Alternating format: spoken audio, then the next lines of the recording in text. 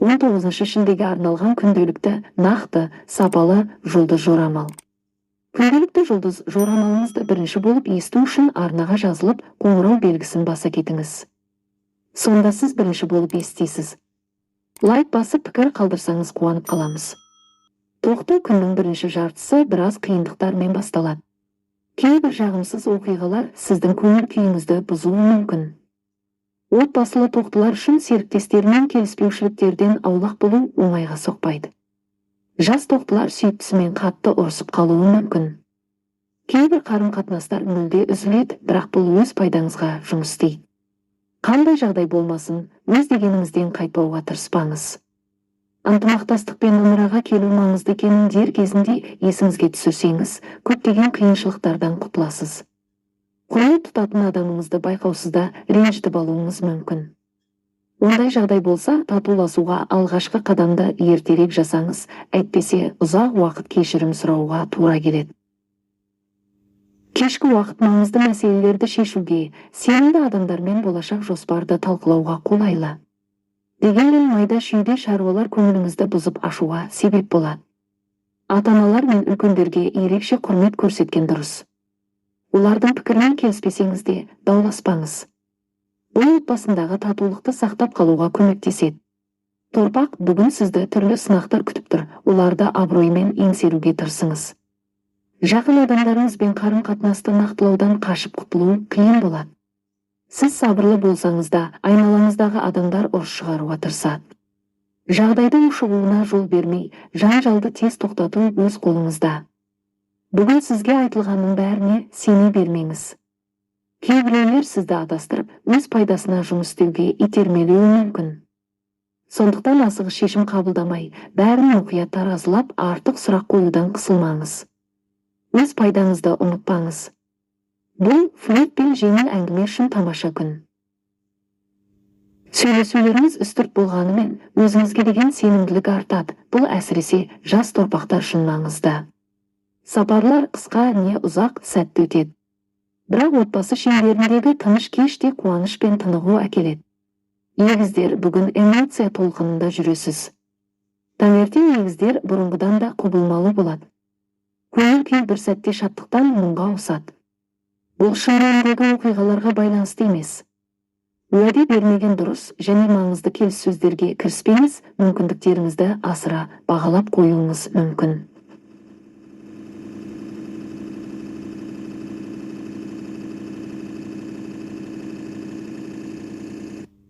Кешке қарай көңіл күй біршама тұрақталады, сондықтан маңызды істерге кірісуге жақсы сәт. Қиялыңыз күшті болады, бұл көптеген тапсырмаларды шешуге көмектеседі. Кейбір идеяларды бірден іске асыру мүмкін болмағанмен, оларды толықтай ұмытып кетпеңіз, алдағы уақытта іске асыруға болады. Балалармен араласуға жақсы уақыт. Олар сізбен сыр бөлісіп, сіздің рухыңызды көтереді. Ал ата-анамен сөйлескенде, өз пікіріңізді тықпалауға тырыспаңыз, керісінше текке ұрысып қалуыңыз мүмкін. Шаян. Қызығушылық жаман қасиет емес, бірақ бүгін бұл сізге зиян келтіруі мүмкін. Бүгін көп шаяндар тәуекелге бейім болады, кейін бұл әрекеттерге өкінеді. Түсініксіз жағдайлардан құтыла қою оңай емес, бірақ тапқырлығыңыз бен ақылыңыз жол табуға көмектеседі. Бұрынғы туыстық кикілжіңдер еске түсіп, бүгін оларды шешуге тура келеді. Қателіктеріңізді мойындаудан қорықпаңыз, бұл келісімге келуді жеңілдетеді. Қиын әңгімелерден қашпаңыз. Егер бәрін түсініп алсаңыз, дау-дамардың себебін жойып, жағдайды реттей аласыз. Бүгін өз істеріңізде басқалардың көмегіне сенбеңіз, тіпті қолдау уәде етілсе де. Кездесулер мен келісімдер кейінге қалуы мүмкін. Бұл сізге байланысты емес, күтпеген жағдайлар араласады. Бірақ көңіл күй бұзылады. Бүгін ұстамды шаяндар да асығыс әрекетке баруы мүмкін. Сондықтан әр қадамыңызды ойланып барып жасаңыз, эмоцияға ерік бермеңіз. Арыстан, бүгінгі мүмкіндікті жіберіп алмаңыз. Бұрын бұзылған немесе жоғалған нәрсені қалпына келтірудің жолы табылады. Көптеген арыстандар өз қателіктерін мойындап, келесіде қайталамауға сабақ алады. Бұрынғы сүйіктіңізбен татуласу не ұсақ түйекке бола ренжісіп қалған досыңызбен қайта араласу үшін ыңғайлы күн. Жаңа дүниелерді сынап көруге, тәжірибе жасауға, үйреншікті тапсырмаларға өзгеше қарауға таптырмас сәт. Тіпті кейбір ережелерді сәл бұзуға да болады, қашан тәуекел етуге болатынын интуицияңыз айтып береді. Бүгін ерекше әуестік пайда болып, өміріңізге жарқын бояу қосуы мүмкін. Көптен көрмеген достарыңызбен немесе алыстағы туыстармен кездесуге тамаша күн. Ал жаңа таныстықтар үшін бүгін аса қолайлы емес, өзіңіз қалаған әсерді қалдыра алмауыңыз мүмкін. Кешкі уақыт қонақтар қабылдауға лайық. Жай ғана әңгіме дүкен құрып қана қоймай, маңызды мәселелерді де талқыласаңыз жақсы болады. Бекеш өміріңізді түбегейлі өзгертуге қолайлы уақыт келді. Жағдайлар сізді өзгеріске итермелейді, сізге тек қарсылық танытпай, тағдырға сену қалады. Әрине, бұл өз күш-жігеріңіз қажет болмайды деген сөз емес, бірақ сіз мұндай міндеттермен оңай күресе аласыз. Көптеген бикештер күтпеген жерден күрделі мәселелерді шешіп тастайды. Көп күш салмасаңыз да әсерлі нәтижелерге қол жеткізесіз. Алайда өз мүмкіндіктеріңізді асыра бағаламаңыз және сәтті сәттерді жіберіп алмаңыз. Себебі бақыт әрдайым серік бола бермейді, сондықтан күмәндануға және уақытты босқа өткізуге жол жоқ. Қаржы мәселесінде аса мұқият болыңыз. Тіпті сенімді адамдарға да қарыз бермеген дұрыс, ақшаңыз дер кезінде қайтпауы мүмкін. Қаржылық құжаттарға тәртіп орнатқан артық етпейді, бұл болашақта көптеген қателіктерден сақтайды. Ғашық жандар үшін жағымды тосын сыйлар күтілуде. Кешкі уақыт романтикалық кездесулерге өте қолайлы, әсерлі әрі ұмытылмас сәттер сыйлайды. Таразы, дұрыс таңдау жасаңыз. Жайлы әрі қызықты істермен айналысқыңыз келіп тұрады, бірақ бүгін пайдалы және қажетті дүниелерге басымдық берген жөн. Бұл сақтығыңызға өкінбейсіз, болашаққа жақсы негіз қалдырасыз. Міндет сезімі мен жауапкершілік көмекке келеді. Көптеген таразылар күннің көп бөлігін қажытатын істермен өткізуге мәжбүр болады. Бірақ бәрін жалғыз атқаруға тырыспаңыз. Көмек сұраудан қысылмаңыз, жақындарыңыз сізге қол ұшын беріп, жұмыстың бір бөлігін өз мойнына алады. Күннің екінші жартысында жанжалдан аулақ болу қиынға соғады. Ашуланшақ боласыз, ұсақ түйекке де шамыңыз келуі мүмкін. Дегенмен жақындарыңызды ренжітсеңіз де, қарым-қатынасты қалпына келтіру қиын болмайды. Бар қиындықтарға қарамастан, қонаққа шақырудан тартпаңыз. Достармен араласу көңіліңізді сергітеді. Сонымен қатар өміріңізге елеулі әсер ететін ерекше адамдармен танысу мүмкіндігі де бар. Саршаян жақын арада бағыңыз жанады, ойыңызға түрлі қызықты идеялар келеді. Олардың көбін бірден жүзеге асыру мүмкін болмаса да, мұңаюдың қажеті жоқ. Күтпеген адамдардан көмек келіп, бәрі сәтті болады. Бүгін жоспар құруға, пікірлес адамдармен ой бөлісуге өте қолайлы күн. Құжаттар мен істерге тәртіп орнатуға мүмкіндік туады. Бұл уақытты да күшті де босқа кетірмегеніңізді түсінесіз.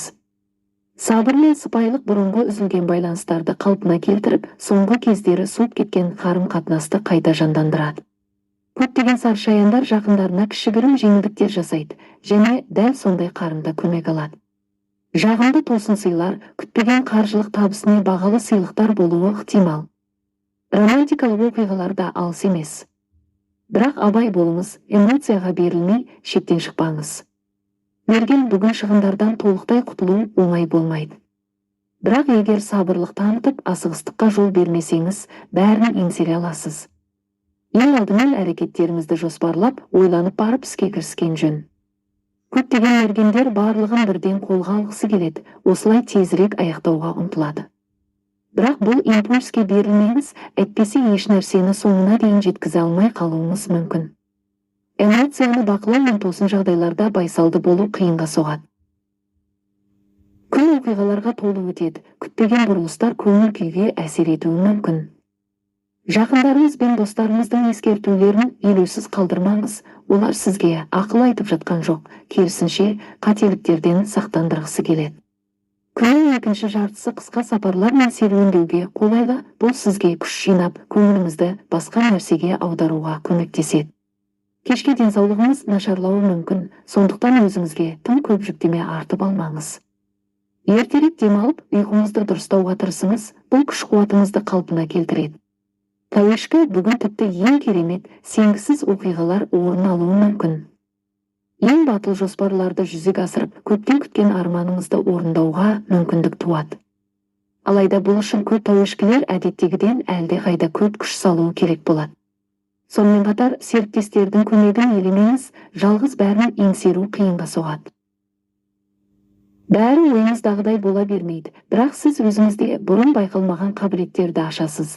Жылдам бейімделу, күтпеген шешім табу және жағдайға қарай өзгере білу. Нәтижесінде қол жеткізген жетістіктеріңіз үмітіңізден де асып түсуі мүмкін. Қарбалас күннен кейін кешті тыныш әрі жайлы ортада өткізген дұрыс. Адам көп жиналған жерлерден ләззат алу екіталай.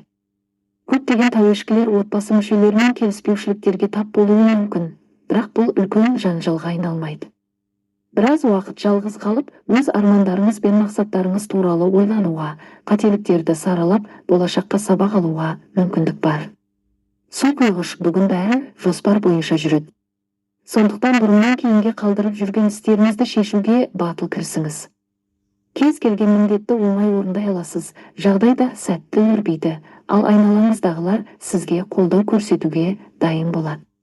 Көптеген су құйғыштар бұрынғы қателіктерін түзетуге мүмкіндік алады. Себепсіз мазасыздық сезімі туындауы мүмкін. Ондай сәттерде сүйікті адамыңыздың қолдауы көмектеседі. Бірақ маңызды нәрселерді жасыруға тырыспаңыз, ашық әңгіме қарым-қатынасыңызды нығайтып, жылы ете түседі.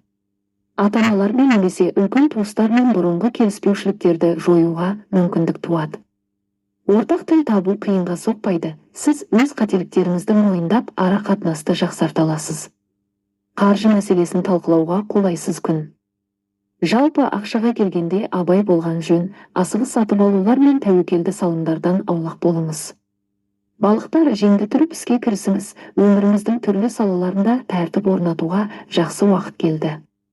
Үй шаруасымен де, ішкі жан дүниеңізді ретке келтірумен де бірдей табысты айналыса аласыз. Қажетсіз нәрселерден құтылып, жоспарланған шаруаларды толығымен атқарып шығуға мүмкіндік бар, дегенмен істің көп болуы мүмкін.